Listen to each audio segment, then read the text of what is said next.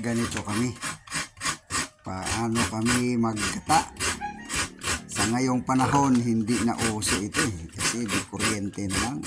Umiikot na ang kayuran, isalang mo lang ang bao ng niyog, nakakayod na. Pero ito ay makaluma. Ang advantage nito, kahit brown out, wala ang problema, walang bayad. Libre mo itong gagawin. Kahit sa lugar, pagka meron kang kayuran, may kuryente o wala, nakakayod ka ng gano'n. Basta siguruhin mo lang na malinis ang iyong kayuran. Kasi siyempre, igagata mo yan, kakainin mo. Ngayon, challenge, meron pa bang marunong yan sa ngayong panahon? Ang problema ng ano ito, wala nang mga ganyan, wala nang mga kayuran, hindi na alam kung saan kukuha. Kasi dati pag kayuran, ang hinahanap mo, ganyan. Ngayon, pag kayuran, di kuryente na. Isasaksak mo na lang sa kuryente, iikot na siya, mabilis. O, totoo, mabilis yun. Pang mabilisan yun talaga ang kailangan. Ito, tinan mo, inaabot ng 2 minuto yung kalahati ng niyog. So, regular pang laki niyan, hindi ganun kalakihan. Kagandahan ito, makukuha mo yung tamang gata. Hindi mo lang didiinan ng tudo at maganda yung pagkakayod. Pagka diniinan mo tudo ay talagang pangit. Ganyan lang, kailangan matalas na yung pangkayod at ingat din siyempre yung kamay dahil baka katapos ito pinapawisan, exercise. Pag kami nagkagata noon, ganyan talaga. Kapag naglalangis, kapag nagbibiko ka, marami kang kailangan niyog, talagang pagpapawisan ka. Kailangan mo ng maraming lakas, exercise. Pagkayod pala, naka-exercise na. So ganyan ang dahilan bakit ang mga tao noon ay malulusog. Kahit sa anong kilos, nakakapag-exercise. Samantalang ngayon, walang kahirap-hirap. Ang dali, napapadali din ang buhay. Kasi hindi pinagpapawisan ang mga tao ngayon. Wala exercise, samantalang dati.